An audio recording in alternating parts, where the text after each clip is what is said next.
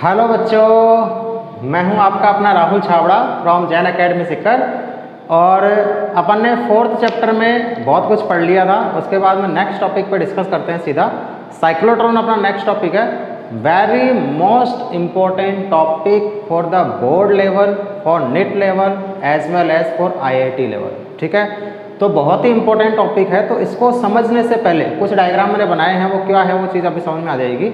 तो इस टॉपिक को समझने से पहले कुछ पुरानी चीज़ें हैं और कुछ नई चीज़ें आने वाली हैं, उसके कॉम्बिनेशन से एक टॉपिक बना है साइक्लोट्रॉन। तो पहले उन चीज़ों को समझते हैं वो क्या चीज़ें हैं, तो उनको समझना वो चीज़ें एक्चुअल में क्या चीज़ है। जैसे अपन ने ये बोला था कि Q चार्ज को V पोटेंशियल पे जो एनर्जी मिलती है वो कितनी मिलती है, QV। ये अपन ने देख रखा है। अब यदि इस Q चार्ज को बार बार V पोटेंशियल से अपन पास करवाएं तो इसको हर बार एनर्जी कितनी मिलेगी, QV। कैसे, वो चीज़ समझना। जैसे मान लो ये बैटरी है, ठीक है, इस बैटरी के बाहर मैंने कोई रेजिस्टेंस नहीं लगाया, केवल एक सिंपल वायर लगा रखा है जिसका कोई रेजिस्टेंस नहीं है। ठीक है, यहाँ से यदि Q चार्ज निकलता है, यहाँ से फ्लो होते हुए यहाँ पहुँचा और इसके अंदर गया, तो इस Q चार्ज को कितनी एनर्जी मिलेगी, QV मिल जाएगी। Q चार्ज को V पोटेंशियल, बैटरी क्या करती है, भी बैटरी का काम ही होता है एनर्जी देना। तो बैटरी का काम एनर्जी देना होता है, तो Q चार्ज को कितनी एनर्जी दे देगी, V पोटेंशियल पे QV। फिर ये बाहर आया, कितनी एनर्जी लेके, QV एनर्जी लेके बाहर आया, वापस यहाँ पहुँचा, फिर यहाँ गया, वापस इसको एनर्जी मिलेगी। तो दूसरे राउंड में कितनी एनर्जी हो जाएगी इसके पास, 2QV। फिर थर्ड राउंड में कितनी एनर्जी हो जाएगी, 3QV। फोर्थ राउंड में कितनी एनर्जी हो जाएगी, 4QV। ऐसे n राउंड यदि वो लगा लेगा तो n राउंड में कितनी एनर्जी मिलेगी इसको, NQV। समझ में आ रही चीज। तो n राउंड में इसको एनर्जी कितनी मिलेगी, NQV। ठीक है, तो एक चीज तो अपना को ये इसमें काम आएगी कि Q चार्ज को V पोटेंशियल पे जो एनर्जी मिलती है वो कितनी मिलती है, QV। ठीक है, एक चीज अपने काम में आती है, ये जो सोर्स है, इस सोर्स को बोलते हैं DC source, direct current source, जिसमें करंट की डायरेक्शन कभी चेंज नहीं होती, वो ऐसे ही बनी रहती है। एक अपने पास में आता है AC सोर्स, एक अपने पास में आता है AC सोर्स।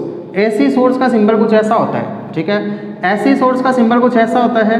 और यहाँ पर इसमें होता क्या है, AC सोर्स के अंदर, AC सोर्स में अंदर ये होता है कि किसी टाइम पे यदि Q चार्ज ऐसे फ्लो हो रहा है तो आफ्टर 1 सेकेंड, 2 सेकेंड, 3 सेकेंड या 0.5 सेकेंड या उससे भी कम सेकेंड के बाद में इसकी डायरेक्शन ऐसे हो जाती है। यानी कि करंट की डायरेक्शन पहले ऐसे थी, फिर ऐसे हो गई, फिर ऐसे हो गई, फिर ऐसे हो गई, फिर ऐसे हो गई, फिर ऐसे हो गई। यानी कि हर इक्वल इंटरवल ऑफ टाइम के बाद में करंट की डायरेक्शन जो है वो चेंज होती रहती है। तो ऐसे सोर्स को अपन नाम देते हैं AC source, alternating current source. तो DC में कभी डायरेक्शन चेंज नहीं होती, हमेशा एक ही बनी रहती है। AC में डायरेक्शन ऐसे होगी, फिर ऐसे होगी, फिर ऐसे होगी, फिर ऐसे होगी, फिर ऐसे होगी, फिर ऐसे होगी। अल्टरनेटली डायरेक्शन जो है वो चेंज होती रहती है। तो AC करंट को अपन नाम देते हैं अल्टरनेटिंग करंट। बाकी डिटेल में अपन AC वाले चैप्टर जो 7 आएगा उसमें इसको और डिटेल में देखेंगे। यहाँ पे अपन AC सोर्स लगाएंगे, इसलिए मैंने यहाँ पे बता दिया कि करंट की डायरेक्शन कंटिन्यूसली चेंज होती रहती है। तो जब करंट ऐसे फ्लो हो रही है तब ये पॉजिटिव है या नेगेटिव है, ऐसा ही है, क्योंकि करंट जो होती है वो पॉजिटिव से नेगेटिव चलती है बाहर। और फिर जब डायरेक्शन ऐसे हो जाती है तब ये पॉजिटिव हो जाता है या नेगेटिव हो जाता है। फिर डायरेक्शन जब ऐसे हो जाती है तो ये पॉजिटिव हो जाता है, ये नेगेटिव हो जाता है। यानी कि किसी टाइम पर ये पॉजिटिव या नेगेटिव, फिर ये नेगेटिव ये पॉजिटिव, फिर ये पॉजिटिव या नेगेटिव, इस तरह से अल्टरनेटली जो डायरेक्शन है वो चेंज होती रहती है। ठीक है, और इसमें अपन बोलते हैं इसकी फ्रिक्वेंसी। फ्रिक्वेंसी क्या हो गई कि पर सेकेंड नंबर ऑफ साइकिल्स जो होते हैं उसी को अपन नाम क्या देते हैं, फ्रिक्वेंसी। ठीक है, तो 1 मिनट घर से फोन आ रहा है। हाँ, तो अपन ये बोल रहे हैं कि AC सोर्स जो होगा उसमें क्या होगा, फ्रिक्वेंसी का मतलब क्या हो गया कि पर सेकंड ये इलेक्ट्रॉन जो है या चार्ज जो है वो कितना चक्कर लगा रहा है। जैसे देखो, चार्ज इधर से इधर गया, फिर वापस इधर आया, एक चक्कर पूरा हो गया, फिर इधर से इधर गया, फिर वापस इधर आया, फिर इधर से इधर गया, फिर वापस इधर आया। यानी कि 1 सेकंड में चार्ज जितने चक्कर लगा रहा है वही क्या हो जाती है, फ्रिक्वेंसी। और चार्ज कितने चक्कर लगाएगा, जितनी इसकी सोर्स की फ्रिक्वेंसी होगी। भी जितने टाइम में, यानी 1 सेकंड में मान लो ये 50 बार चेंज हो जाती है तो चक्कर भी कितने हो जाएंगे, 50 बार। क्यों हो जाएंगे, क्योंकि एक बार ये पॉजिटिव है नेगेटिव तो चार्ज ऐसे गया, फिर ये नेगेटिव है पॉजिटिव तो चार्ज ऐसे आया, एक चक्कर पूरा हो गया और एक बार इसकी पोलैरिटी भी चेंज हो गई, फिर वापस ऐसे ही चलता जाएगा। यानी कि AC सोर्स की जितनी फ्रिक्वेंसी होगी उतने ही क्या लगाएगा, ये चक्कर लगा लेगा। ठीक है, तो ये दो चीज़ें अपने इसके अंदर काम में आने वाली है। और एक चीज़ अपन इसमें काम में लेंगे जो अपन ने पढ़ रखा है कि परपेंडिकुलर मैग्नेटिक फील्ड होता है तो रेडियस का फॉर्मूला क्या होता है, R = mv/qb। ठीक है, तो ये तीन चीज़ें अपने इसमें काम में आएगी इस पूरे टॉपिक के अंदर, इसलिए अपन इसको पहले डिस्कस कर लेते हैं। एक तो ये कि क्यू चार्ज को हर वी पोटेंशियल से पास करवाने पे इसको जो एनर्जी मिलती है वो कितनी मिलती है, Q V, 1 Q V, 2 Q V, 3 Q V, 4 Q V, इस तरह से इसको एनर्जी मिलती जाएगी। दूसरा, एसी सोर्स की पोलरिटी कंटिन्यूसली चेंज होती रहती है। पहले चार्ज ऐसे फ्लो होता है, फिर चार्ज ऐसे फ्लो होता है, फिर चार्ज ऐसे फ्लो होता है, फिर चार्ज ऐसे फ्लो होता है, यानी कि कभी ये पॉजिटिव ये नेगेटिव, फिर ये नेगेटिव ये पॉजिटिव, फिर ये पॉजिटिव ये नेगेटिव, इस तरह से पोलरिटी कंटिन्यूसली चेंज होती रहती है। और एक परपेंडिकुलर मैग्नेटिक फील्ड में जो सर्कुलर पाथ बनाता है चार्ज, उसकी रेडियस का फॉर्मूला अपन ने पढ़ा था R=mv/q। बहुत सारे फॉर्मूले पढ़े थे, वो सारे फॉर्मूले अपन यहाँ फिर से पढ़ेंगे, ठीक है। तो ये तो कुछ चीज़ें हैं जो अपन साइक्लोट्रॉन में काम में लेंगे, ठीक है। जो बेसिक चीज़ें हैं जो अभी तक अपन ने पढ़ी हैं, उन सारी चीज़ों को अपन इसमें काम में लेंगे, इसलिए इन चीज़ों को पहले से हमने रिवाइज करवा दिया ताकि टॉपिक में अपने किसी तरह की कोई दिक्कत नहीं आए, ठीक है। अब देखो इसके अंदर इसमें कुछ कैसे अरेंजमेंट होता है। पहले तो देखो साइक्लोट्रॉन का वर्किंग क्या है, वो काम क्या करता है। साइक्लोट्रॉन क्या काम करेगा, साइक्लोट्रॉन हैवी पार्टिकल्स जो होते हैं उन हैवी पार्टिकल्स को एक्सेलरेट करने के काम आते हैं, यानी कि उसको एनर्जी देने का काम करता है। अब साइक्लोट्रॉन एनर्जी देने का काम कैसे करेगा, ये अपन ने देख लिया कि क्यू चार्ज को वी पोटेंशियल पे एनर्जी कितनी मिलती है, क्यू वी। तो बार बार यदि मैं उसको वी पोटेंशियल से पास करवाता जाऊंगा तो एनर्जी कितनी मिलती जाएगी, Q V Q V Q V Q V, इस तरह से एनर्जी उसको मिलती जाएगी। तो साइक्लोट्रॉन भी इसी तरह का अरेंजमेंट होता है कि क्यू चार्ज को बार बार वी पोटेंशियल से अपन पास करवाते जाते हैं, ठीक है, जिससे उसकी एनर्जी बढ़ती जाती है और एक टाइम ऐसा आ जाता है कि बहुत हाई एनर्जी हो जाती है। तो बहुत हाई एनर्जेटिक चार्ज पार्टिकल को फिर अपन क्या करते हैं, कहीं भी काम में लिया जा सकता है। अभी एनर्जी आ गई, चार्ज पार्ट, ये चार्ज है, इसके पास में दी एनर्जी आ गई, बहुत ज़्यादा एनर्जी मैंने इसको दे दी, तो अब इसको तो मैं कहीं भी काम में ले सकता हूँ। कैसे, अब ये प्रोटॉन है, मान लो प्रोटॉन के पास बहुत एनर्जी है, तो मैं किसी न्यूक्लियस पे इसको टकरा दूंगा, ठीक है। तो किसी न्यूक्लियस पे इसको जैसे ही बम्बार्ड किया, जैसे ही न्यूक्लियस होगा इस पर बम्बार्ड करवाया, तो न्यूक्लियस क्या हो जाएगा, टूट जाएगा, ठीक है। तो न्यूक्लियस के एक तरह से बोल सकते हैं न्यूक्लियस को तोड़ने में, ठीक है, न्यूक्लियर फिजन जिस रिएक्शन को बोलते हैं कि न्यूक्लियस टूटता कब है, जब न्यूक्लियर फिजन रिएक्शन होती है। तो दो तरह के रिएक्शन होते हैं, न्यूक्लियर फिजन, न्यूक्लियर फ्यूजन, ठीक है। ये अपन आगे बढ़ेंगे न्यूक्लियस वाले चैप्टर में, चैप्टर नंबर 13 में, ठीक है। तो फिलहाल इतना ध्यान रखो, न्यूक्लियर फिजन में तो न्यूक्लियस टूट जाता है, ठीक है, एक बड़ा न्यूक्लियस छोटे छोटे न्यूक्लियस में टूट जाता है। और न्यूक्लियर फ्यूजन रिएक्शन में क्या होता है, छोटे छोटे न्यूक्लियस मिलकर एक बड़ा न्यूक्लियस बना लेता है। तो अपन को तो न्यूक्लियस तोड़ना है, तो बहुत हाई एनर्जेटिक प्रोटॉन यदि होता है उसको बड़े न्यूक्लियस पर टकराते हैं तो न्यूक्लियस को तोड़ देता है, ठीक है। तो न्यूक्लियस को तोड़ने में या फिर और भी कई जगह एनर्जेटिक पार्टिकल है, तो अरे भाई जिसके पास एनर्जी होगी वो कुछ भी कर सकता है, ठीक है। एनर्जी तो चला रही है इस दुनिया को, तो जिसके पास एनर्जी है वो कुछ भी कर सकता है। तो एनर्जेटिक पार्टिकल को अपन जहाँ अपनी रिक्वायरमेंट है वहाँ अपन इसको काम में ले सकते हैं। इस साइक्लोट्रॉन का काम होता है केवल एनर्जी प्रोवाइड करवाना, ठीक है। अब देखो इसकी कंस्ट्रक्शन यदि देखा जाए तो इसका काम तो क्या हो गया, हैवी पार्टिकल्स जो होते हैं उन हैवी पार्टिकल्स को एनर्जी प्रोवाइड करवाना। हैवी पार्टिकल्स जैसे प्रोटॉन हो गया, ड्यूट्रॉन हो गया, अल्फा पार्टिकल्स हो गए, और चार्ज्ड पार्टिकल ही होने चाहिए, न्यूट्रल पार्टिकल्स नहीं। जैसे न्यूट्रॉन क्या है, न्यूट्रल पार्टिकल्स है। तो न्यूट्रॉन को इस साइक्लोट्रॉन की हेल्प से अपन एनर्जी नहीं दे सकते। एनर्जी कब मिलेगी, जब चार्ज पार्टिकल होगा। तो फिर क्वेश्चन ये आता है इलेक्ट्रॉन को क्यों नहीं दे पाते, भी इलेक्ट्रॉन भी तो चार्ज पार्टिकल है। तो साइक्लोट्रॉन से इलेक्ट्रॉन को एनर्जी नहीं दी जा सकती। उसका रीजन वैसे अपन आगे पूरा डिटेल में देखेंगे, लेकिन अभी इतना ध्यान रखो क्योंकि इलेक्ट्रॉन जो है उसको लाइट मास पार्टिकल मानते हैं, उसको हैवी मास पार्टिकल्स नहीं मानते हैं, ठीक है। क्यों, क्योंकि इलेक्ट्रॉन का जो मास होता है, मास ऑफ इलेक्ट्रॉन, वो होता है 9.1 × 10⁻³ किलोग्राम, और प्रोटॉन का जो मास होता है वो होता है 1.6 × 10⁻27 किलोग्राम। इसके कंपैरिजन में इसका मास जो है वो अप्रोक्सीमेटली 10,000 टाइम्स हो रहे, दिख रहा है, -31 -27, यानी कि -4 टाइम्स +4 टाइम्स से ज़्यादा हो गया। तो +4 टाइम्स से ज़्यादा हो गया, इसका मतलब 10,000 टाइम मास इसका जो है वो ज़्यादा हो गया। तो इलेक्ट्रॉन के कंपैरिजन में प्रोटॉन जो है वो हैवी पार्टिकल्स होता है, समझ में आ रही चीज़। इसलिए प्रोटॉन हो गया, ड्यूट्रॉन हो गया, अल्फा पार्टिकल्स हो गए, इन सब चार्ज पार्टिकल को क्या कर सकते हैं, साइक्लोट्रॉन की हेल्प से अपन एक्सेलरेट यानी कि एनर्जी दे सकते हैं। इलेक्ट्रॉन को नहीं दे सकते हैं क्योंकि इलेक्ट्रॉन का मास जो होता है वो थोड़ा सा कम होता है, काफ़ी कम होता है, मान लो प्रोटॉन और अल्फा पार्टिकल और ड्यूट्रॉन के कंपेरिजन में, ठीक है। बाकी अपन क्यों नहीं कर सकते इलेक्ट्रॉन को, उसका एक्चुअल रीजन अपन आगे देखेंगे। अब देखो इसमें साइक्लोट्रॉन की यदि कंस्ट्रक्शन की बात करें तो कंस्ट्रक्शन क्या है, ठीक है। तो पहले तो अपन ने क्या देखा, इसका काम क्या होता है साइक्लोट्रॉन का, ठीक है।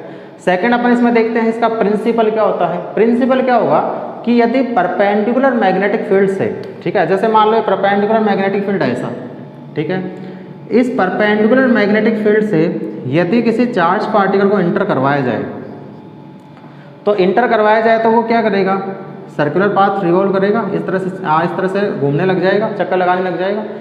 तो परपेंडिकुलर मैग्नेटिक फील्ड में किसी चार्ज पार्टिकल को बार बार हाई एनर्जेटिक या हाई पोटेंशियल वाली बैटरी से गुजारा जाता है, जिससे उसकी एनर्जी कंटिन्यूसली बढ़ती जाती है। जैसे यहाँ मान लो क्यूवी एनर्जी मिल रही होगी, वापस लौट के यहाँ आया, फिर क्यूवी एनर्जी मिल गई, वापस लौट के यहाँ आया, फिर क्यूवी एनर्जी मिल गई, तो हर बार इसको एनर्जी क्यूवी मिलती जाती है। तो ऐसे हाई एनर्जेटिक पार्टिकल को इसकी फॉर्मेशन की जाती है। तो परपेंडिकुलर मैग्नेटिक फील्ड में, ठीक है, परपेंडिकुलर मैग्नेटिक फील्ड में किसी हैवी चार्ज पार्टिकल को बार बार हाई पोटेंशियल वाली बैटरी से पास करवाने पर उसमें एनर्जी बहुत बढ़ती जाती है, बढ़ती जाती है, बढ़ती जाती है, और लास्ट में आके बहुत हाई एनर्जी हो जाती है। तो इसको बोलते हैं इसका प्रिंसिपल ऑफ साइक्लोट्रॉन। अब इसकी कंस्ट्रक्शन देखते हैं। तो सबसे पहले तो अपन ने इसका काम देख लिया, फिर अपन ने इसका प्रिंसिपल देख लिया। अब इसकी कंस्ट्रक्शन देखते हैं कि इसकी कंस्ट्रक्शन क्या है। तो कंस्ट्रक्शन को समझो कैसी है। यदि अपन कंस्ट्रक्शन को देखें तो इसमें दो डीज होते हैं, जिसको बोला जाता है डीज। ये जो दो अपन को दिख रहे हैं, इनको एक्चुअल में क्या नाम दिया जाता है, इनको नाम दिया जाता है डीज, ठीक है। डीज क्यों बोला जाता है, क्योंकि इनकी स्ट्रक्चर डी जैसी होती है। डी जानते हो, अरे अल्फाबेट वाला डी, ये तो देखा है सबने, ऐसा ही तो है। तो दिख रहा है कुछ डी जैसी स्ट्रक्चर है। तो इसमें दो डीज होते हैं जो अंदर से खोखले होते हैं। अंदर से खोखले होने का मतलब क्या हो गया कि इसके अंदर कोई मटेरियल नहीं है। जैसे मान लो ये है, जैसे यूँ ये मान लो कि ये अपनी कॉपी है ऐसी, ठीक है। इसको यदि मैं डी शेप की स्ट्रक्चर में मानता, ये तो फिलहाल कैसी है, रेक्टेंगुलर शेप में है, ये मान लो डी शेप की स्ट्रक्चर है ऐसी, और ये यहाँ से क्या है, यहाँ इस वाले एरिया से खोखला है, ठीक है, अंदर कुछ भी नहीं है। तो केवल ये कवर है, अंदर से कुछ नहीं है, पूरा खोखला है, ठीक है। तो ऐसी ही स्ट्रक्चर कुछ ये है, तो इसको बोलते हैं डीज। तो ये दो डीज अपने पास में हैं जिनके स्ट्रक्चर डी जैसी है, और जो अंदर से क्या है, यहाँ से ये होलो है, ठीक है, कोई मटेरियल यहाँ पे नहीं है। फिर उसके बाद में क्या होता है, इन दोनों डीज को एक हाई पोटेंशियल वाले एसी सोर्स से कनेक्ट कर दिया जाता है। इसको नाम क्या दिया जाता है, एसी सोर्स। धीरे धीरे बताऊंगा, अच्छा टॉपिक है और समझने वाला टॉपिक है। तो इसको एसी सोर्स वाले सोर्स से अपन ने कनेक्ट कर दिया, जिसका पोटेंशियल कैसा है, V है, ठीक है।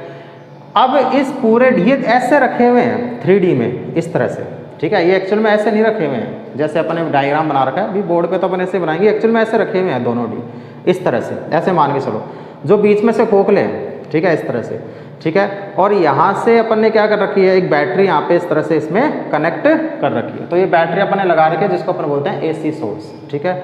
अब देखो, इसके ऊपर और नीचे एक मैग्नेट, स्ट्रॉन्ग मैग्नेट लगा दी जाती है, ऊपर तो नॉर्थ पोल और नीचे की तरफ साउथ पोल, ठीक है। तो इस तरह से अपन ने यहाँ पे क्या कर रखा है, यहाँ पे ऊपर की तरफ एक नॉर्थ पोल लगा रखा है, और नीचे की तरफ क्या लगा रखा है, एक साउथ पोल यहाँ पे लगा रखा है। तो एक तो नॉर्थ पोल हो गया, एक साउथ पोल हो गया। तो ऊपर नीचे इस तरह से ये तो दो डी हो गए, ठीक है, और इसके ऊपर की तरफ एक नॉर्थ पोल है और नीचे की तरफ एक साउथ पोल है। तो मैग्नेटिक फील्ड नॉर्थ से साउथ की तरफ, नीचे की तरफ आ गया। तो इसमें मैग्नेटिक फील्ड जो बनेगा वो कैसा बनेगा, मैग्नेटिक फील्ड ऐसा बनेगा, नॉर्थ से साउथ की तरफ ऐसा बन गया मैग्नेटिक फील्ड, ठीक है। अब देखो यहाँ से ये तो इसकी कंस्ट्रक्शन हो गई, ठीक है। कंस्ट्रक्शन में अपन ने क्या किया है, फिर से समझना। कंस्ट्रक्शन में दो तो होलो डीज होते हैं, जिनकी स्ट्रक्चर डी शेप की होती है, मेटेलिक होते हैं, मेटल्स के बने हुए होते हैं, ठीक है। उनके दोनों डीज को मैंने हाई बैटरी या हाई एसी सोर्स से मैंने यहाँ पे कनेक्ट कर दिया, और दोनों डी के बीच में नॉर्थ पोल और साउथ पोल यहाँ पे लगा दिए। और यहाँ पर भी चार्ज पार्टिकल जब यहाँ पे रहेगा तो उसको एनर्जी मिलती गई, तो उस एनर्जेटिक पार्टिकल को बाहर तो निकालेंगे कहीं से। तो बाहर के निकालने के लिए अपन ने क्या लगा रखा है, यहाँ पे एक विंडो लगा रखी है इस तरह की, ठीक है। तो जो भी चार्ज पार्टिकल है वो इस विंडो W से क्या हो जाएगा, बाहर निकाल लिया जाएगा। तो इस W विंडो से क्या होगा, चार्ज पार्टिकल को बाहर निकाल लिया जाएगा, ठीक है। तो W विंडो यहाँ पे लगी हुई है। तो और इस पूरे एपरेटस जो अपन को दिख रहा है, इस पूरे एपरेटस, चाहे तो इसको बाहर रखो कोई दिक्कत नहीं है, तो मैग्नेटिक फील्ड तो प्रोड्यूस करेगा करेगा। इस पूरे एपरेटस को एक हाई वैक्यूम चेम्बर के अंदर बंद कर दिया जाता है अप्रॉक्सीमेटली, जिसमें प्रेशर जो रहता है वो प्रेशर रहता है 10⁻⁻⁶ mm ऑफ Hg। ठीक है, डेटा है, याद रखना है। तो इतने प्रेशर के ऊपर इस पूरे चेम्बर को एक हाई वैक्यूम के अंदर बंद कर दिया जाता है। वैक्यूम क्यों क्रिएट किया जाता है? वैक्यूम यदि मान लो नहीं होता और एयर पार्टिकल्स होते तो चार्ज पार्टिकल जो चल रहा होता, जैसे प्रोटॉन ही मान लो, तो प्रोटॉन जो है वो एयर पार्टिकल से टकरा जाता, और टकरा जाता तो क्या होता, इधर उधर डिस्ट्रैक्ट हो जाता, इधर उधर भाग जाता। ठीक है, तो वही कोलिजन हो जाता। तो उस कोलिजन से बचाने के लिए अपन ने क्या कर दिया, इस पूरे चेम्बर को एक वैक्यूम, इस पूरे एपरेटस को एक वैक्यूम चेम्बर के अंदर बंद कर दिया, जिससे प्रोटॉन, अल्फा पार्टिकल, न्यूट्रॉन जो है वो किसी एयर पार्टिकल से टकरा के इधर उधर नहीं चले जाए। ठीक है, तो ये तो इसकी पूरी कंस्ट्रक्शन है। ठीक है, काम हो गया इसका, प्रिंसिपल हो गया। प्रिंसिपल क्या कि परपेंडिकुलर मैग्नेटिक फील्ड में किसी चार्ज पार्टिकल को बहुत बार यदि बैटरी से पास करवाया जाए तो उसको एनर्जी मिलती जाती है और वो हाई एनर्जी के पार्टिकल में कन्वर्ट हो जाता है। और परपेंडिकुलर मैग्नेटिक फील्ड क्या करता है, उसको सर्कुलर पाथ में रोटेट करता है। ठीक है, और इसकी कंस्ट्रक्शन क्या हो गई, 2D हो गया, AC सोर्स हो गया, नॉर्थ और साउथ पोल हो गया, D अंदर से खोखले हैं, और मैग्नेटिक फील्ड नॉर्थ से साउथ नीचे की तरफ बना हुआ है। यहाँ पे AC सोर्स लगा रखा है जो हाई पोटेंशियल बैटरी है, और हाई एनर्जेटिक पार्टिकल्स को विंडो W से अपन यहाँ से बाहर निकाल लिया जाता है। ठीक है, तो ये इसकी कंस्ट्रक्शन हो गई। पूरे चैम्बर को अपन क्या करते हैं, एक हाई वैक्यूम चैम्बर के अंदर बंद कर दिया जाता है ताकि कोई भी चार्ज पार्टिकल एयर पार्टिकल से टकरा के इधर उधर डिस्ट्रैक्ट नहीं हो जाए। क्लियर? तो अब ये तो इसकी कंस्ट्रक्शन हो गई। अब इसकी वर्किंग समझो, मेन इसकी वर्किंग है। ठीक है, वर्किंग समझना। मैं यहाँ पर अब जिस भी पार्टिकल को मुझे एक्सेलेरेट करना है उसको मैं क्या करूँगा, यहाँ पे ले आऊँगा सेंटर पे, क्यू चार्ज को ले आया। क्यू चार्ज को मैंने स्मॉल सी वेलोसिटी दे दी v इधर की तरफ, दे दी v इधर की तरफ। तो ये v एनर्जी जब दूंगा, या जब क्यू चार्ज मान लो यहाँ आएगा, उस टाइम पर क्या था, ये तो पॉजिटिव नेगेटिव था और ये कैसा था, पॉजिटिव था। क्यों हुआ, क्योंकि बैटरी का ये वाला एंड नेगेटिव है और ये वाला एंड पॉजिटिव है, तो ये वाला एंड पॉजिटिव, तो ये इस डी को भी पॉजिटिव, डी कैसे है, मेटेलिक है, तो अपन बोल देंगे ये पॉजिटिव हो जाएगा और ये कैसा हो जाएगा, डी नेगेटिव हो जाएगा। तो ये क्यू चार्ज यदि पॉजिटिव है तो अल्फा पार्टिकल पॉजिटिव होते हैं, प्रोटॉन पॉजिटिव होते हैं, न्यूट्रॉन पॉजिटिव होते हैं। तो ये यदि पॉजिटिव है तो ये इस नेगेटिव से क्या होगा, अट्रैक्ट होगा। वेलोसिटी नहीं भी देता हूँ, यदि मैं v वेलोसिटी नहीं भी देता हूँ तो भी क्या होगा, मैं तो क्या करता हूँ, चलो मैं तो इस चार्ज पार्टिकल को यहाँ लाके छोड़ देता हूँ, छोड़ दिया तो क्या होगा, ये नेगेटिव तो इससे अट्रैक्ट होगा, नेगेटिव क्या करेगा, इस चार्ज पार्टिकल को अट्रैक्ट करेगा, और पॉजिटिव क्या करेगा, इसको रिपेल करेगा। तो इसको इधर की तरफ वेलोसिटी मिलेगी नहीं मिलेगी, मिलेगी। अब वेलोसिटी मिलने के लिए एनर्जी कितनी मिली, क्यू वी, क्योंकि क्यू चार्ज को जब मैंने v पोटेंशियल पे लाके छोड़ा, v यहाँ पे पोटेंशियल डिफरेंस कितना है v, तो क्यू चार्ज को जब v पोटेंशियल पे लाके छोड़ा तो एनर्जी कितनी मिली इसको, क्यू वी मिल गई। जैसे ही वो उधर की तरफ चलना शुरू होगा, अब देखो मैग्नेटिक फील्ड की करामात क्या होगी वो चीज़ समझना।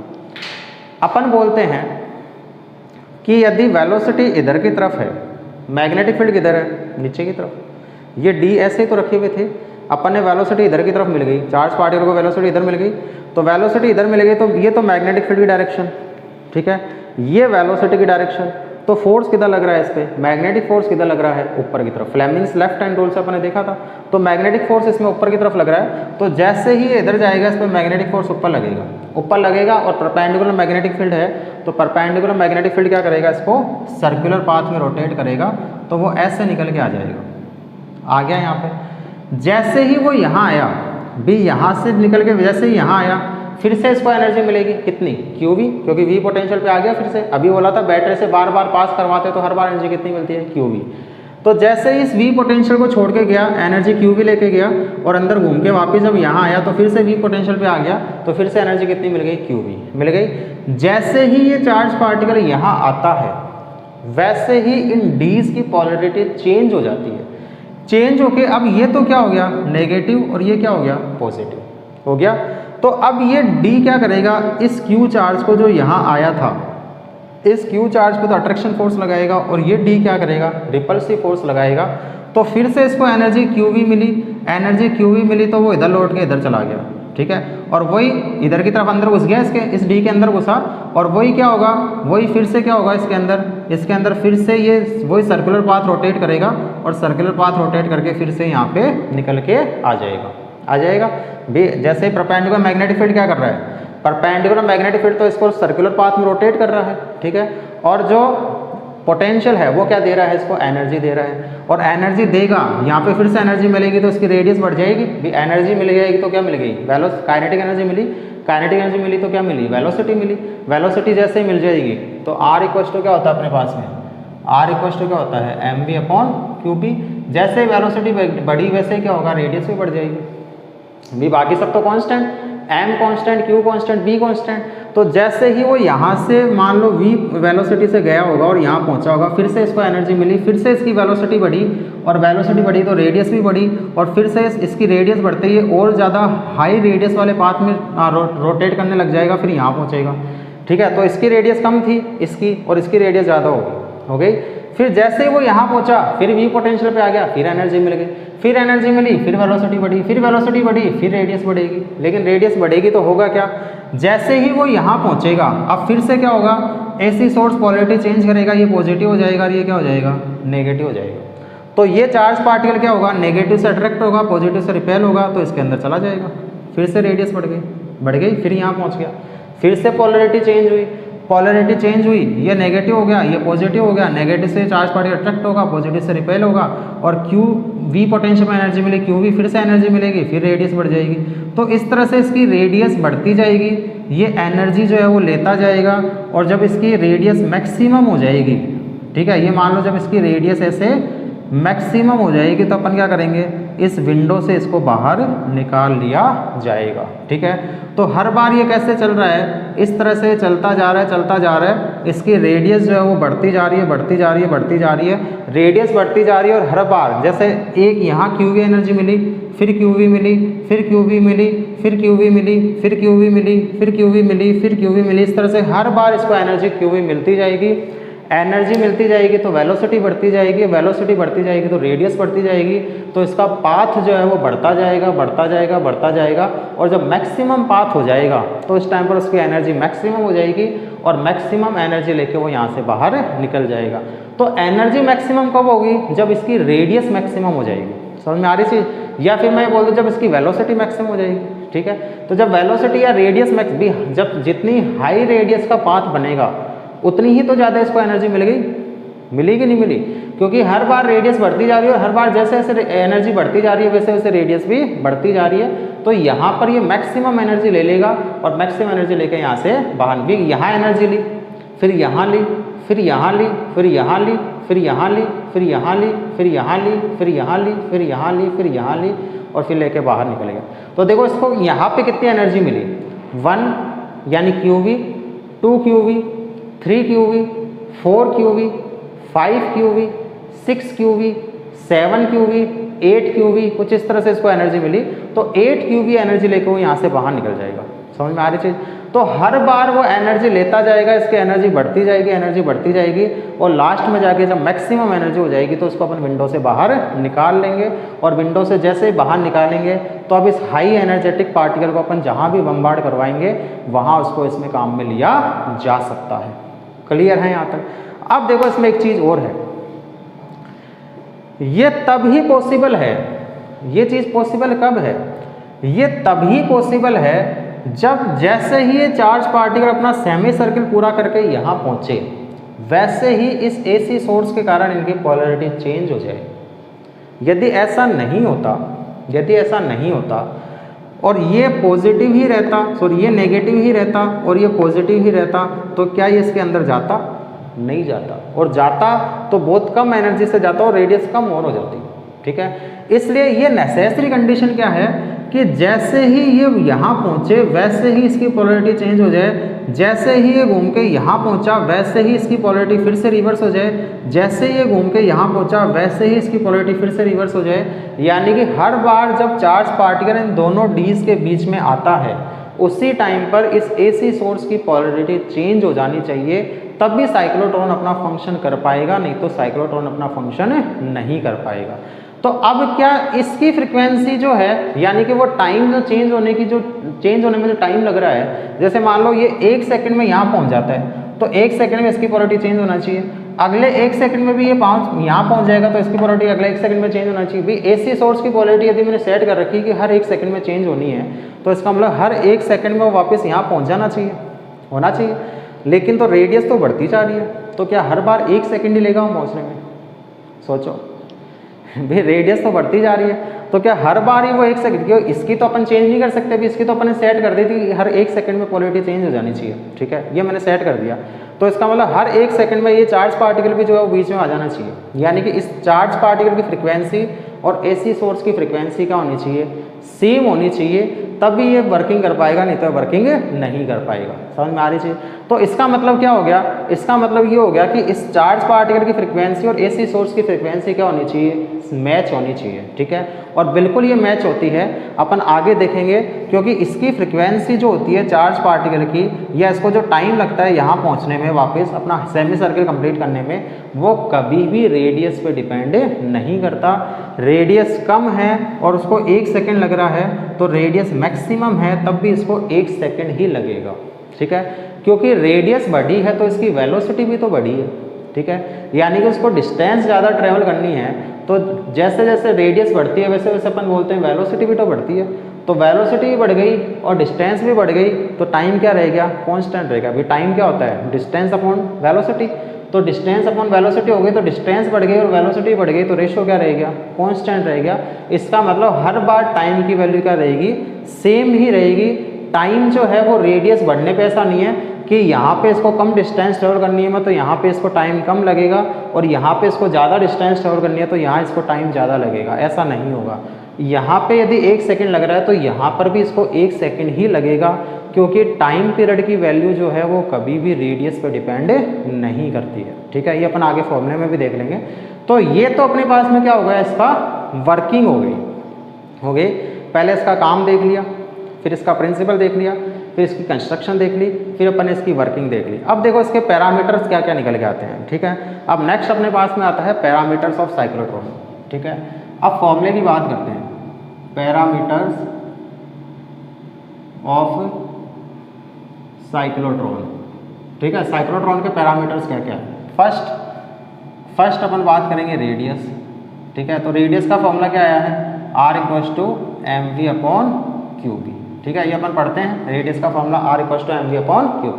कुछ फॉर्मूले तो जो अपन ने पढ़ रखे हैं वही आने हैं। सेकंड अपन बात करेंगे वेलोसिटी का। तो वेलोसिटी का फॉर्मूला क्या आएगा?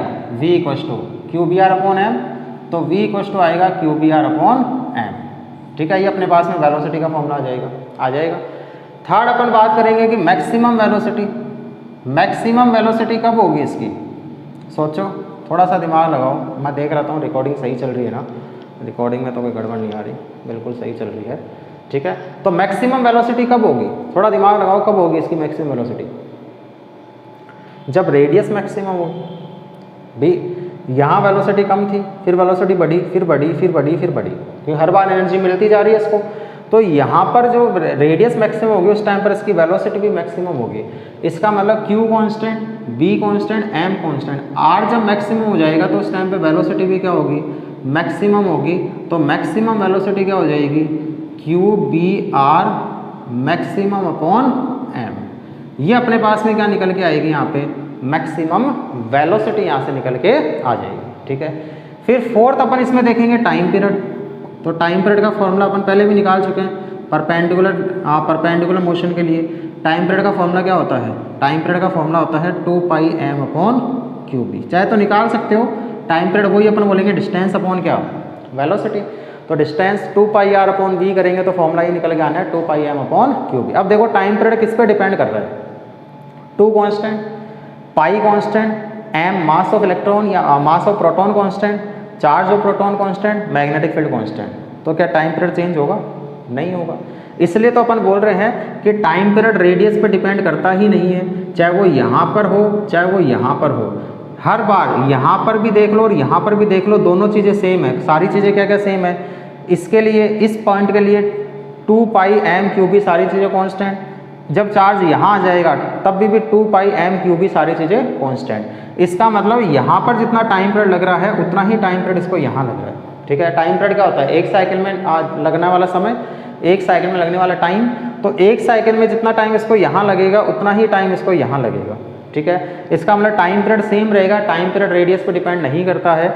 यानी कि एक सेकंड, यदि ये आधे सेकंड में यहाँ पहुँच जाता है तो इसमें भी आधे सेकंड में यहाँ पहुँच जाएगा, ठीक है। यानी कि यहाँ पर एक सेकंड में पूरा साइकिल कंप्लीट कर लेता है तो यहाँ पर भी वो एक सेकंड के अंदर पूरा साइकिल जो वो कंप्लीट कर लेगा, ठीक है। इसलिए अपन बोलते हैं कि हर बार पोलैरिटी जो होती है वो इक्वल इंटरवल ऑफ टाइम के बाद में चेंज हो जाती है और उतने ही टाइम में चार्ज पार्टिकल जो है यहाँ पहुँच जाता है। यदि ये एक सेकंड में चेंज होती है, समझना, यदि एक सेकंड में चेंज होती है तो हर आधे सेकंड में चार्ज पार्टिकल यहाँ पहुँच जाएगा, फिर अगले आधे सेकंड में यहाँ पहुँच जाएगा, फिर अगले आधे सेकंड में यहाँ पहुँच जाएगा, फिर अगले आधे सेकंड में यहाँ पहुँच जाएगा।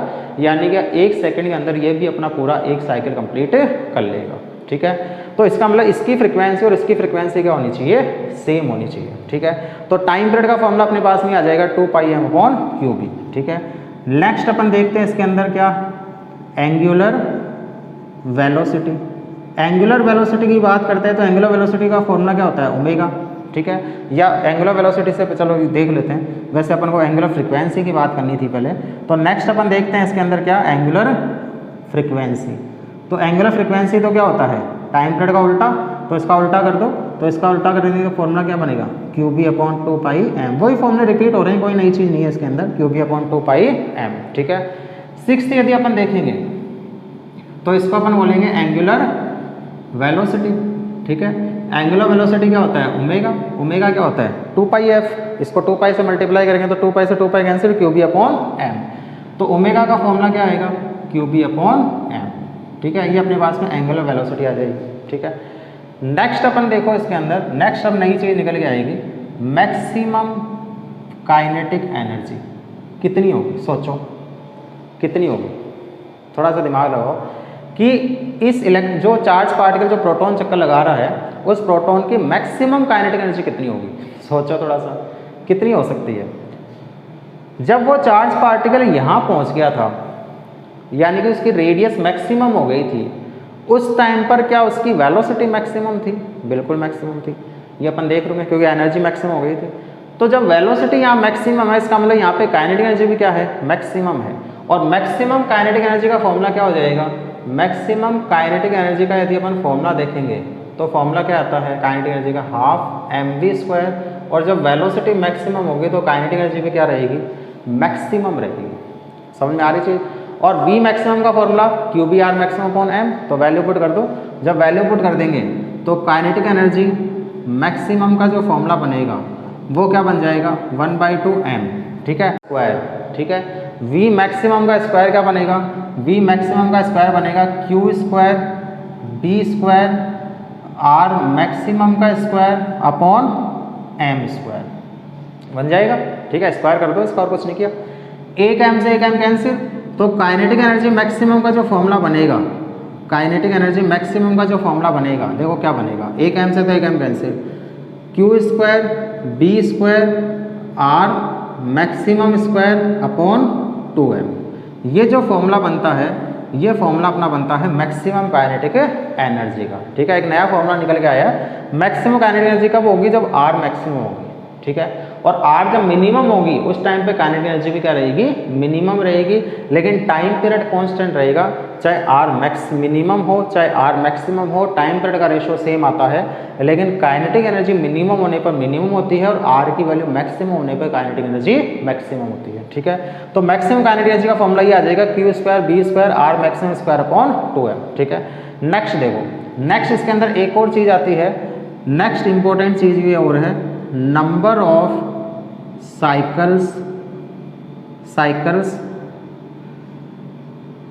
Cycles to achieve maximum kinetic energy, ठीक है। ये इंपॉर्टेंट चीज़ हो रही है, कितने साइकिलें कवर करेगा मैक्सिमम काइनेटिक एनर्जी को अचीव करने में।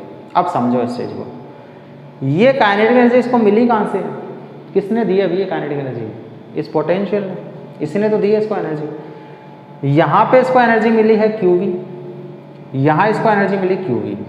एक साइकिल में इसको कितनी एनर्जी मिली भाई, यहाँ से स्टार्ट किया और यहाँ तक पहुँचा तो एक साइकिल कंप्लीट हो गया, तो कितनी एनर्जी मिली 2 QV। एक साइकिल में मिली है 2 QV एनर्जी, 2 साइकिल में मिलेगी 4 QV एनर्जी, 3 साइकिल्स में मिलेगी 6 QV एनर्जी, और n साइकिल में कितनी एनर्जी मिल जाएगी इसको n इंटू 2 QV। इस चीज़ में किसी का डाउट है क्या? बस मेन चीज़ ये है इसके अंदर, वो बाकी तो सारी सिंपल चीज़ें हैं। एक साइकिल में कितनी एनर्जी मिल रही है 2 QV, ये चीज़ समझ में आती है कैसे? एक तो उसको एनर्जी कहाँ मिली, यहाँ मिली QV, और जब ये हाफ साइकिल कंप्लीट कर लिया तो एनर्जी यहाँ और मिल गई QV प्लस QV कितना हो गया 2 QV, फिर यहाँ पहुँच गया। फिर अब ये तो नेक्स्ट साइकिल में काउंट हो जाएगी, यानी कि इस एक साइकिल में कितनी एनर्जी मिली QV, फिर देखो फिर एनर्जी यहाँ मिली और एनर्जी यहाँ मिली, यानी कि फिर से कितनी मिल गई 2 QV, यानी कि हर एक साइकिल में कितनी एनर्जी मिल रही है 2 QV। तो n साइकिल यदि इसने कवर कर लिए होंगे मान लो यहाँ तक, तो n साइकिल में कितनी एनर्जी मिल जाएगी n इंटू 2 QV। और ये एनर्जी गई कहाँ है, ये एनर्जी स्टोर हुई है इस काइनेटिक एनर्जी की फॉर्म में। इसका मतलब मैं बोल सकता हूँ n QV इक्वल टू कब होगी, जब काइनेटिक एनर्जी भी क्या हो जाएगी, मैक्सिमम हो जाएगी। समझ में आ रही चीज़? अब वैल्यू पुट कर दो काइनेटिक एनर्जी मैक्सिमम की, और कुछ नहीं है। तो यहाँ से अपने पास में आएगा n into 2 QV equals to, ठीक है, इसकी वैल्यू पुट करो। वैल्यू पुट करेंगे तो Q square B square R maximum का स्क्वायर अपॉन 2n हो जाएगा। अब देखो यहाँ से n की वैल्यू निकालनी है, एक Q से एक Q कैंसिल होगा, बाकी कुछ कैंसिल होने से रहा, तो यहाँ से n जो निकल के आएगा वो कितना आएगा, देखो Q तो एक बचा, एक बच गया, B स्क्वायर पूरा बच गया, R मैक्सिमम स्क्वायर पूरा बच गया, डिवाइड बाई, ठीक है, Q एक बचा, B square R maximum square divide by 2 into 2 तो हो गया 4, ठीक है, और m इंटू V, तो 4m इंटू V, ये क्या हो जाएंगे इसके अंदर maximum number of cycles cover हो जाएंगे, ठीक है। तो number of cycles to achieve maximum kinetic energy कितनी होगी, ये वाली, ठीक है। इतने साइकिल यदि वो कवर कर लेगा, यानी कि इतने साइकिल कवर करने पे उसकी एनर्जी जो होगी वो क्या हो जाएगी, मैक्सिमम एनर्जी हो जाएगी। तो एक तो ये फॉर्मूला इसका इंपॉर्टेंट है और ये फॉर्मूला इसका इंपॉर्टेंट है, बाकी तो सारे फॉर्मूले ऐसे हैं जो अपने पहले पढ़ रखे हैं, कोई नई चीज़ इसमें नहीं है। तो इनको बोलते हैं पैरामीटर्स ऑफ साइक्लोट्रॉन। क्लियर है? अरे बड़ा टॉपिक है, बड़ा टॉपिक भी है, इंटरेस्टिंग भी है, अच्छा टॉपिक भी है, सच्चा टॉपिक भी है, प्यारा टॉपिक भी है, ठीक है, बड़ा प्यारा टॉपिक है, ठीक है। तो ये तो रेडियस का फॉर्मूला, ये वेलोसिटी का फॉर्मूला है। मैक्सिमम वेलोसिटी कब होगी, v मैक्सिमम कब होगा, ये सब तो कांस्टेंट है, जब r मैक्सिमम हो जाएगा। तो v मैक्सिमम कब होगा, जब r मैक्सिमम हो गया। फिर टाइम पीरियड का फॉर्मूला, एंगुलर फ्रीक्वेंसी का फॉर्मूला, एंगुलर वेलोसिटी का फॉर्मूला, मैक्सिमम काइनेटिक एनर्जी कब होगी, जब वेलोसिटी मैक्सिमम होगी, ठीक है। तो वेलोसिटी का मैक्सिमम वाला फॉर्मूला यहाँ पुट कर दो और कुछ नहीं किया, तो ये मैक्सिमम काइनेटिक एनर्जी का फॉर्मूला आ गया। फिर ये चीज़ एक समझने वाली थी इसके अंदर कि मैक्सिमम काइनेटिक एनर्जी अचीव करने में इसने कितने नंबर ऑफ साइकिल्स कवर किए हैं, ठीक है। तो एक साइकिल में इसको 2 QV एनर्जी मिल रही है, तो n साइकिल यदि इसने कवर किए होंगे तो n इंटू 2 QV। और इसमें कितनी एनर्जी, ये एनर्जी कहाँ जाएगी, सारी की सारी ये एनर्जी इसकी काइनेटिक एनर्जी में स्टोर होती जाएगी, यानी कि मैक्सिमम काइनेटिक एनर्जी हो जाएगी, ठीक है। तो यहाँ से n जो होंगे वो अपने पास में ये आ जाएगा, number of cycles to achieve maximum kinetic energy. Clear? तो इसको बोलते हैं पैरामीटर्स ऑफ साइक्लोट्रॉन, ठीक है। तो अपन ने क्या क्या देख लिया अभी तक, यदि अपन देखें तो अभी तक अपन ने क्या क्या देखा। फर्स्ट तो इसकी वर्क देखा कि ये क्या करता है। सेकंड मैंने इसका प्रिंसिपल देख लिया कि इसका प्रिंसिपल क्या है। थर्ड मैंने इसका कंस्ट्रक्शन देख लिया कि इसका कंस्ट्रक्शन क्या है। फोर्थ मैंने इसकी वर्किंग देख ली, ठीक है, कि इसकी वर्किंग क्या है। फिफ्थ मैंने इसकी पैरामीटर्स देख लिए कि पैरामीटर्स क्या क्या है। अब लास्ट और फाइनल अपने पास में सिक्स्थ इसके अंदर आता है limitations of cyclotron. Limitations of cyclotron. अब इसके लिमिटेशंस क्या क्या है, यानी कि इसके अंदर क्या क्या चीज़ें हैं जो अपन इसमें यूज में नहीं कर सकते, ठीक है। लिमिट क्या क्या है इसकी, लिमिट क्या क्या है। अब ये अपन ने बोला था कि साइक्लोट्रॉन की हेल्प से केवल हैवी चार्ज पार्टिकल को ही एक्सीलरेट किया जा सकता है, light charge light charge particle को एक्सीलरेट नहीं कर सकते। क्यों नहीं कर सकते? जैसे अपन ने बोला कि फर्स्ट लिमिटेशन तो क्या हो गई कि फर्स्ट लिमिटेशन तो मैंने ये बोल दी कि साइक्लोट्रॉन की हेल्प से केवल और केवल हैवी चार्ज पार्टिकल को ही एक्सीलरेट किया जा सकता है, लाइट चार्ज पार्टिकल को एक्सीलरेट नहीं कर सकते। इसका रीज़न क्या होता है, इसका रीज़न समझो, इसका रीज़न पूछा जाता है मेनली, तो ठीक है। अपन को ये पता है कि मास जो होता है वो क्या वेलोसिटी के चेंज होने पे मास चेंज होता है। पढ़ा है क्या अपन ने कहीं ऐसा कि यदि वेलोसिटी चेंज होती है तो मास चेंज हो जाता है। वेलोसिटी बढ़ती जाती है तो क्या मास बढ़ता है कि कम होता है? याद करो, अपने फर्स्ट चैप्टर में पढ़ा था प्रॉपर्टीज ऑफ चार्ज में, एक फॉर्मूला आया था अपने सामने, m equals to M not upon root में 1 minus V square upon C square. ऐसा कोई फॉर्मूला पढ़ा था क्या?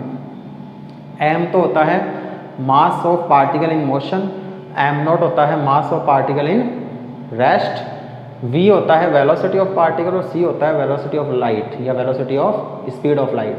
तो जैसे जैसे अपन बोलते हैं कि जैसे जैसे वेलोसिटी बढ़ती है मास पे क्या इफेक्ट आता है? सोचो थोड़ा सा, क्या इफेक्ट आएगा मास के ऊपर? याद है क्या थोड़ा बहुत कि मास पे क्या इफेक्ट आता है? एनर्जी बढ़ने में मास क्या बढ़ेगा कि कम होगा?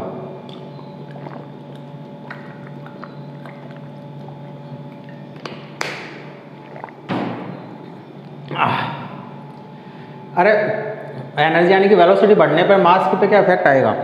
बढ़ता था, याद है क्या कुछ? और जब स्पीड ऑफ लाइट से ऑब्जेक्ट चलने लग जाएगा तो उसका मास इन्फिनिटी हो जाएगा। पढ़ रखा है अपन ने फर्स्ट चैप्टर में, प्रॉपर्टीज ऑफ चार्ज देखना, खोलना, उसको फिर से पढ़ना, समझ में आ जाएगी। तो वेलोसिटी बढ़ने पर मास भी बढ़ता है, बढ़ गया।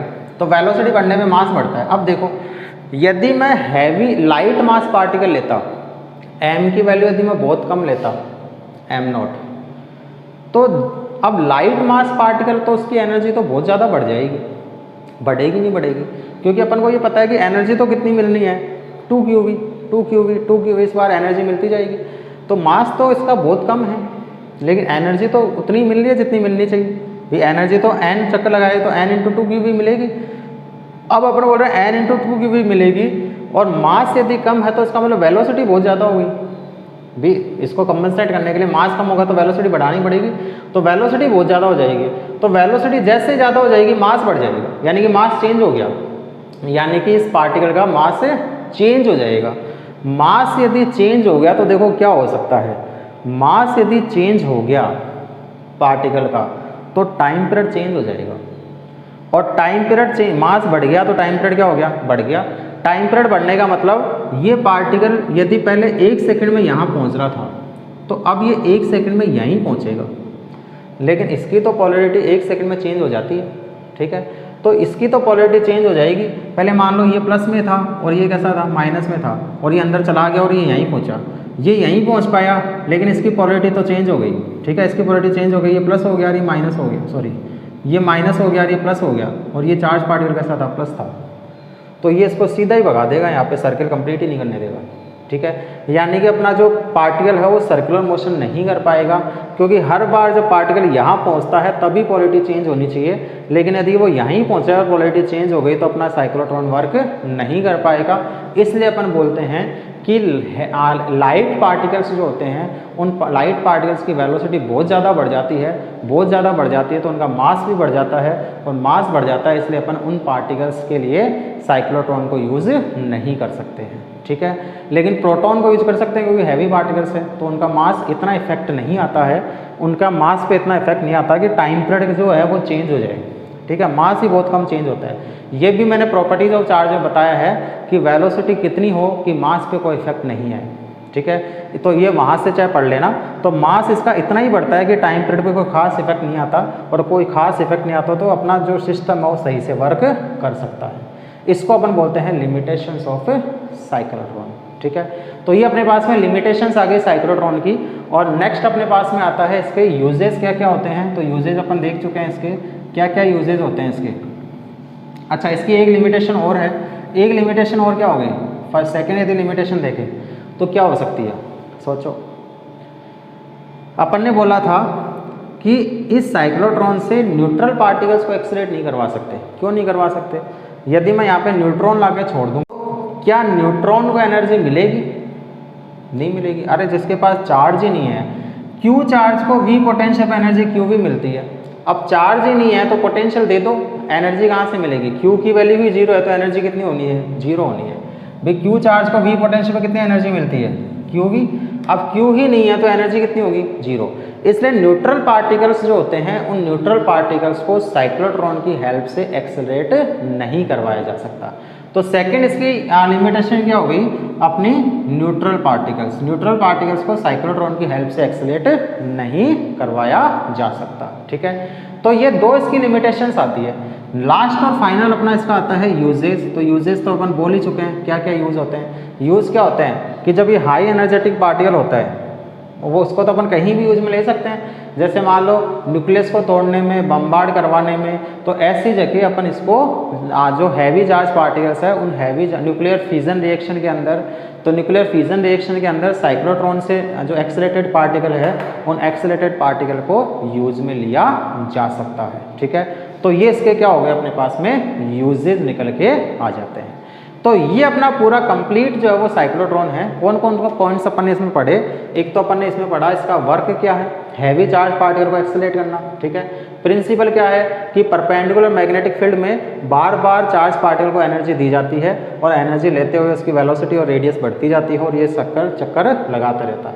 कंस्ट्रक्शन वही 2 डीज है, एसी सोर्स है, नॉर्थ साउथ पोल है, विंडो है, ये सब जगह इसकी कंस्ट्रक्शन है। पूरे को अपन ने एक वैक्यूम चेंबर में बंद कर रखा है, ये इसकी कंस्ट्रक्शन है। वर्किंग क्या है, यहाँ पे जैसे चार्ज पार्टिकल को लाके छोड़ेंगे ये पॉजिटिव, ये नेगेटिव होगा, सॉरी ये पॉजिटिव होगा, नेगेटिव होगा, चार्ज पार्टिकल अंदर चला जाएगा, perpendicular magnetic field circular motion देगा, तो सर्कुलर मोशन करते हुए वो इस तरह से चक्कर लगाता जाएगा, लास्ट में यहाँ से बाहर निकलता जाएगा। फिर इसके पैरामीटर्स हैं, ये कुछ फॉर्मूले अपने पास में हैं, फिर इसके लिमिटेशंस हैं, इसके 2 लिमिटेशंस अपन ने पढ़ लिए, फिर इसके यूजेज निकल के आते हैं। ठीक है, तो ये अपने पास में साइक्लोट्रॉन जो है वो पूरा यहाँ से क्या हो गया अपना कंप्लीट निकल के आ गया कि साइक्लोट्रॉन के अंदर क्या क्या चीज़ें आती हैं। ठीक है, अब इससे रिलेटेड कुछ क्वेश्चंस अपन देख लेते हैं, उन क्वेश्चंस में देखते हैं क्वेश्चंस क्या चीज़ है। चलिए, एक क्वेश्चन बोर्ड पे लिखा गया है और एनसीईआरटी का क्वेश्चन और सीबीएसई में पूछा भी गया है क्वेश्चन को समझना। इस साइक्लोट्रॉन्स ऑसिलेटर फ्रिक्वेंसीज 10 मेगाहर्ट्ज, फ्रिक्वेंसी कितनी दे रखी है अपन को, फ्रिक्वेंसी दे रखी है 10 मेगाहर्ट्ज। मेगा का मतलब 10 × 10⁶ हर्ट्ज, यानी कि मैं बोल सकता हूँ 10⁷ हर्ट्ज। इतनी तो फ्रिक्वेंसी है। इतनी फ्रिक्वेंसी होने का मतलब 1 सेकंड में इसकी फ्रिक्वेंसी 10⁷ टाइम्स चेंज हो रही है बहुत ज़्यादा है भाई ये। 1 सेकंड में इसकी फ्रिक्वेंसी 10⁷ कितना हो गया अप्रोक्सीमेटली 10⁶ होता है। एक ये 10⁷ हो गया 1 करोड़, यानी कि 1 करोड़ बार वो इस तरह से चेंज होता जा रहा है। यानी कि 1 सेकंड में जो चार्ज पार्टिकल है वो 1 करोड़ चक्कर लगा रहा है इस तरह से। समझ में आ रही है, तो बहुत हाई फ्रिक्वेंसी है।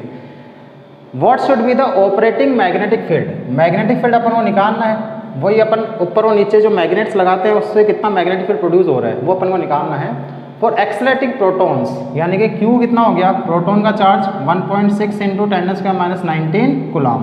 प्रोटॉन को एक्सेलरेट करना है तो यानी कि चार्ज पार्टिकल कितना हो गया 1.6 × 10⁻19 coulomb. If the radius of the dees is 60 centimetre, इससे क्या मतलब है, डीज की रेडियस दे रखी है, डीज की रेडियस देने का मतलब क्या हो गया, इसको समझना। ये कुछ ऐसा डायग्राम था अपना, ऐसा। ठीक है, तो यहाँ से जब चार्ज पार्टिकल शुरू हुआ तो जितनी डी की रेडियस होगी उतना ही तो इसकी चार्ज पार्टिकल की मैक्सिमम रेडियस हो सकती है। इसका मतलब आर मैक्सिमम क्या हो सकता है, आर मैक्सिमम जो हो सकता है जितनी डी की रेडियस है 60 सेंटीमीटर, यानी कि मैं बोल सकता हूँ 0.6 मीटर हो सकता है। If the radius of the D 60 centimetre, तो पहले तो अपन को क्या निकालना है, मैग्नेटिक फील्ड निकालना है, फिर अपन काइनेटिक एनर्जी की बात करेंगे। तो सीधा सिंपल फॉर्मूला अपने पास में फ्रिक्वेंसी का कितना QB/2πm फॉर्मूला होता है। तो B का फॉर्मूला क्या आ जाएगा, अपन को तो मैग्नेटिक फील्ड निकालना है 2πmF/Q, ये मैग्नेटिक फील्ड का फॉर्मूला आ गया। वैल्यू पुट करो, वैल्यू पुट करेंगे तो 2π की वैल्यू 3.14, m किसका, जो चार्ज पार्टिकल है उसका, चार्ज पार्टिकल कौन है, प्रोटॉन, और प्रोटॉन का चार्ज, प्रोटॉन का मास कितना होता है, प्रोटॉन का मास होता है 1.67 × 10⁻27 किलोग्राम। वैसे डेटा गिवन रहते हैं क्वेश्चन के अंदर। तो प्रोटॉन का मास हो गया 1.67 × 10⁻27। फ्रिक्वेंसी कितनी है दे रखी है 10⁻7, तो 10⁻7 ये फ्रिक्वेंसी आ गई। ठीक है, अपॉन चार्ज, चार्ज कितना 1.6 × 10⁻19 कूलम। ठीक है, तो ये तो आंसर किसके अंदर आ जाएगा अपना, इसको सोल्व कर सकते हैं, अभी सोल्व कर सकते हैं इसको। -27 + 7 कितना हो गया, -20, -20 से -19 कैंसिल, -1 ऊपर बचेगा, ऊपर बच गया, यानी कि अपने पास आ गया 2 into 3.14 into 1.67 into 10⁻⁻1 divide by क्या 1.6, ठीक है। इससे ये अप्रोक्सीमेटली कैंसिल हो सकता है, हो सकता है। तो 2 इंटू 3.14 कितना हो गया 6.28, 6.28 इंटू 10⁻⁻1 कितना हो जाएगा, कितना हो जाएगा अप्रोक्सीमेटली 6.28 इंटू 10⁻⁻1 कितना होगा 0.6 टेस्ला। यानी कि इतना तो मैग्नेटिक फील्ड अपन देखो बहुत कम है। ये टेस्ला भी अपने आप में बहुत बड़ी यूनिट है, ये कम नहीं है। एक्चुअल में टेस्ला बहुत बड़ी यूनिट है, इसलिए इसको कम होना पड़ा, ठीक है। ये बहुत हाई स्ट्रॉन्ग मैग्नेटिक फील्ड है, ये कम नहीं है मैग्नेटिक फील्ड, ये बहुत ज़्यादा मैग्नेटिक फील्ड है, क्योंकि टेस्ला अपने आप में एक बड़ी यूनिट है, ठीक है। तो इतना तो मैग्नेटिक फील्ड मुझे लगाना पड़ेगा इतनी रेडियस बनाने के लिए प्रोटॉन की और इतनी फ्रीक्वेंसी पे, ठीक है। अब अपन से क्या पूछा है सेकंड इसके अंदर, what is the kinetic energy of the proton being produced by the accelerator. Kinetic energy कितनी होगी, तो काइनेटिक एनर्जी का फॉर्मूला, काइनेटिक एनर्जी का फॉर्मूला क्या आया था, काइनेटिक एनर्जी मैक्सिमम का फॉर्मूला क्या आया था, अपन ड्राइव भी कर सकते हैं यदि याद नहीं है तो, हाफ mv मैक्सिमम का स्क्वायर था।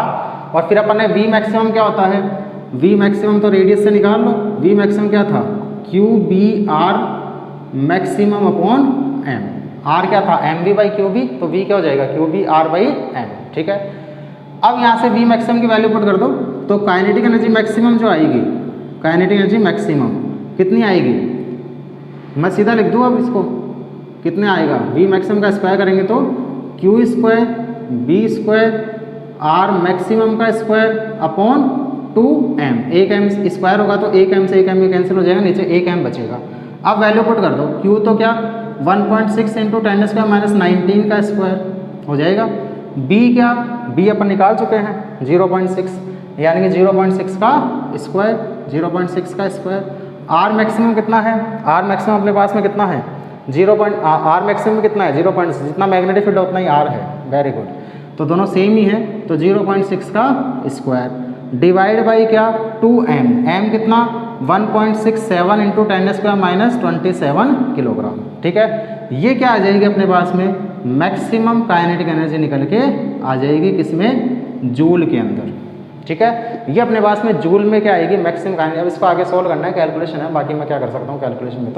तो ये मैक्सिमम काइनेटिक एनर्जी जो अपने पास में निकल के आ जाएगी किसके अंदर, जूल के अंदर।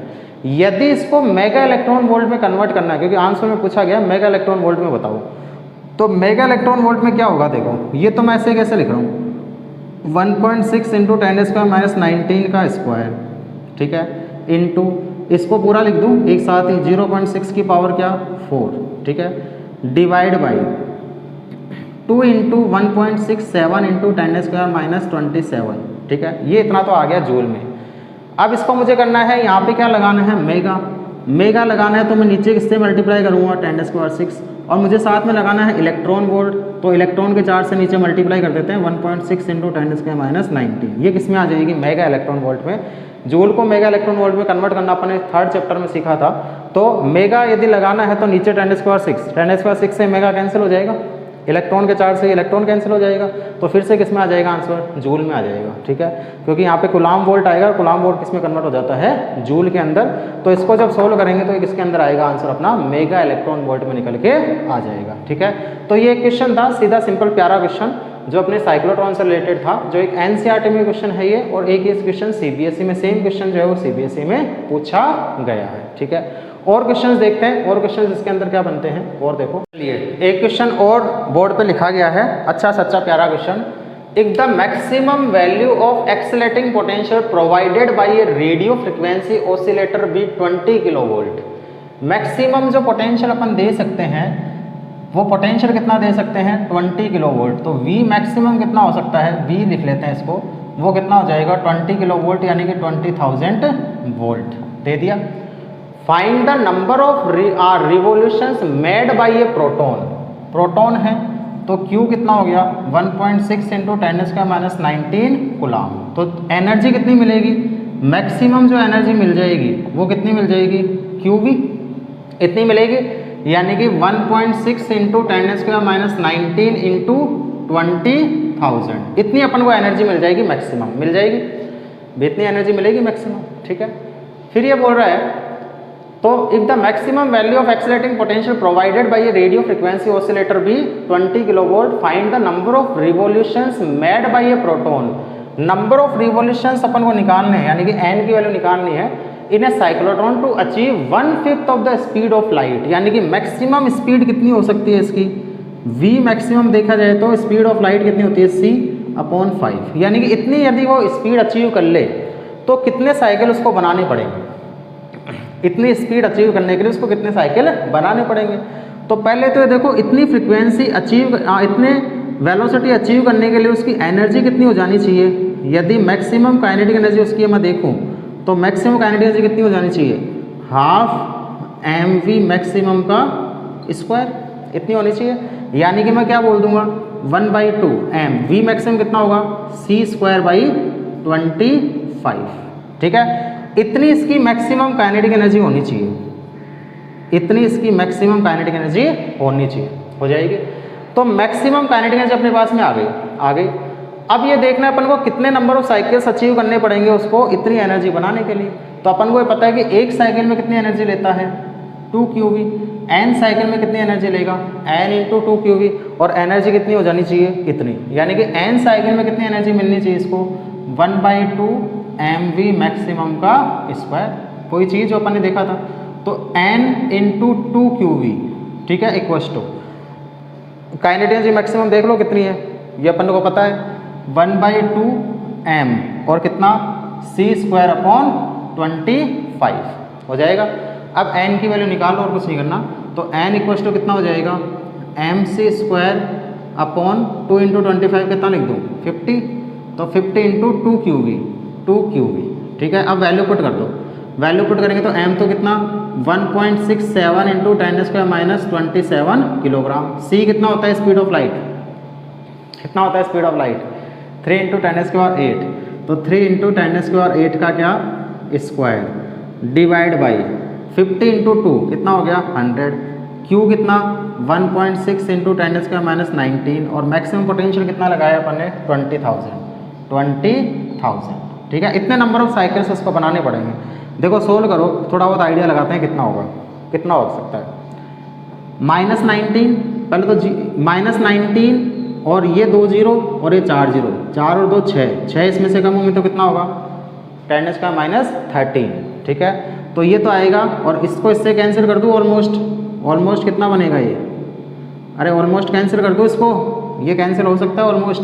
तो 10⁻27 तो ऐसे कैसे इनटू, इसको ओपन करो 9 × 10⁻16 डिवाइड बाई, ये इससे तो ये कैंसिल हो ही गया, और ये पूरी पावर्स कैंसिल हो गई, नीचे केवल क्या बच रहा है 2, ठीक है, इनटू कितना बचा था -19, 2 कैंसिल होगा तो -17, और 4 कैंसिल होगा तो -13, 10⁻13 बचेगा इतना। अब देखो कितना होगा देखो, ठीक है, -13 और ये ऊपर जाके प्लस का 13, और 16 + 13 कितना होगा 29 होगा 29, और प्लस का 29 से माइनस का 27 कैंसिल होगा तो कितना बचेगा 1/2, तो ऐसे कैसे, और ये 9 भी है यहाँ पे, तो 9/2 ऐसे कैसे, और कितना बचा -27 16 से कैंसिल होगा तो कितना बचेगा -11 -13 से कैंसिल होगा तो -2 बचेगा, -2 ऊपर आएगा तो कितना बचेगा 100। तो 9/2 × 100 यानी कि 900/2 यानी कि 450 साइकिल जब वो बना लेगा तब जाके उसकी वेलोसिटी जो है वो स्पीड ऑफ लाइट की 1/5 हो जाएगी। समझ में आ रही चीज़, 450 साइकिल उसके अंदर ही वो बना लेगा। अपन ने तो 5-10 साइकिल बनाए थे, 450 साइकिल उसको कवर करने पड़ेंगे तब जाके उसकी वेलोसिटी जो है वो स्पीड ऑफ लाइट की 1/5 हो जाएगी। तो ये भी बहुत कम है, 1/5 भी बहुत कम वेलोसिटी है, ठीक है, बहुत कम वेलोसिटी है। तब जाके उसके कितने साइकिल बनने हैं 450 साइकिल्स उसको कवर करने पड़ेंगे, ठीक है। तो ये कुछ क्वेश्चंस थे अपने जो साइक्लोट्रॉन से रिलेटेड थे। एक अच्छा प्यारा सच्चा लंबा टॉपिक था साइक्लोट्रॉन, तो वो अपना टॉपिक अपना कंप्लीट हो गया इस चैप्टर का। तो काफ़ी कुछ इस चैप्टर का 50% पोर्शन अपने ऑलमोस्ट कंप्लीट कर लिया है, 50% और मान के चलो कि और बच रहा है। और क्वेश्चंस भी अपन साथ के साथ हर टॉपिक पे डिस्कस कर रहे हैं, तो न्यूमेरिकल्स भी डिस्कस हो रहे हैं और टॉपिक भी डिस्कस हो रहा है, तो फुल स्विंग में अपना काम चल रहा है। तो ढंग से इसको पढ़ते हुए चलो, अच्छे से नोट्स बनाते हुए चलो, तैयारी करते हुए चलो। कोई डाउट हो तो फिर मुझसे पूछ लेना। और फिर से एक चीज़ बोलना चाहूँगा कि शेयर यदि नहीं किया है, सब्सक्राइब यदि नहीं किया है, तो शेयर भी कर दो और सब्सक्राइब भी कर दो, ताकि मुझे भी एनर्जी मिलती रहे। और शेयर कर दोगे तो जिसको पास ये पहुँचेगा वो भी अच्छे से तैयारी करता रहे, उसको भी किसी चीज़ में यदि कोई डाउट होगा तो मुझसे पूछ लेगा। नंबर मैं फिर से बता देता हूँ, मेरे नंबर है 9529501663। ठीक है, ये मेरा नंबर है। और यदि ऑफलाइन क्लासेस यदि आपको चाहिए तो ऑफलाइन क्लासेस के लिए अपना ये रजिस्ट्रेशन नंबर है, इस पर आप मुझे मैसेज कर सकते हो, कॉल कर सकते हो, कुछ भी कर सकते हो। तो इससे आप अपना ऑफलाइन क्लासेस के लिए रजिस्ट्रेशन भी करवा सकते हो। ऑफलाइन क्लासेस में सारी क्लासेस मिलेगी, फिजिक्स की भी, केमिस्ट्री की भी, मैथ की भी, बायो की भी, हिंदी की भी, इंग्लिश की भी, संस्कृत की भी, सोशल साइंस की भी, और किसी की भी, जिसकी चाहिए सबकी मिलेगी। अपनी कोचिंग में सारी सब्जेक्ट चलती है, तो इस पे अपन ऑफलाइन क्लासेस भी कर सकते हैं। और जिसको जिस सब्जेक्ट की रिक्वायरमेंट है वो भी कर सकता है। ऐसा कोई बाउंडेशन नहीं है कि सारी सब्जेक्ट ही ज्वाइन करनी है। जिसको केवल फिजिक्स पढ़ने हैं वो फिजिक्स भी पढ़ सकता है, जिसको फिजिक्स और केमिस्ट्री का 2 सब्जेक्ट पढ़नी है तो फिजिक्स और केमिस्ट्री भी पढ़ सकता है ऑफलाइन के लिए। ऑनलाइन में तो सब कुछ फ्री है ही, ऑनलाइन में तो कुछ चार्ज लग नहीं रहा।